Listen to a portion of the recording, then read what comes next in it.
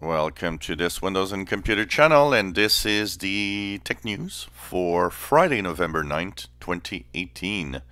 And today, in our tech news update, we have the Nintendo Wii that, of course, the aging console is now going to lose some abilities as the pretty much every video streaming service will stop working on January 31st, 2019.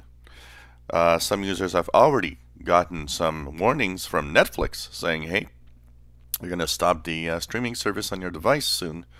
So this is, of course, what happens when consoles are aging and that companies are deciding that, well, you should have something more recent, like the Nintendo Switch, for example. So, and it coincides a lot with the fact that the Switch got the ability of YouTube and Netflix now. So I guess they want to move on.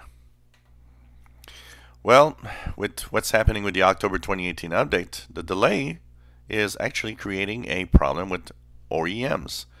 Companies like HP and Dell and so on are saying that they're shipping devices with older software, and that basically they are in a little mess trying to see what they can ship, because even them don't get any news of the October 2018 update from Microsoft, as Microsoft has been extremely quiet. And you know what? This is really, really a weird moment, and I think Microsoft needs to learn to communicate better.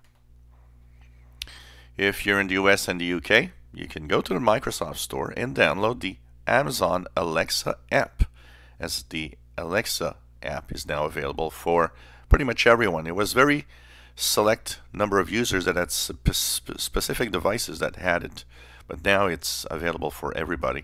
Now it only works in the US and the UK, so you got to be in those markets for it to work. But if you have one, or if you want to try it, you can actually use it on Windows 10 now. Well, of course, what a day yesterday for Microsoft. Many users that have been on Windows 10 Pro have had their licenses deactivated. It's not totally clear what kind of bug happened, but apparently it's an activation problem that happened with the servers at Microsoft. And of course, a message was saying, hey, you got to downgrade to Home because you don't have a valid license for the Pro. Now the problem is fixed. You need to go to the activation settings in Windows 10 and click Troubleshoot, and it will immediately activate. I've posted a video online. Good news for New York, I would say. Google is expanding its offices in New York. It's already there, but now it's really expanding. And it struck a deal with a 1.3 million square foot office space. And of course, they say that this will help them add 10,000 new jobs in the next few years. So I guess good news if you want to work at Google and you live in New York. Why not check that out?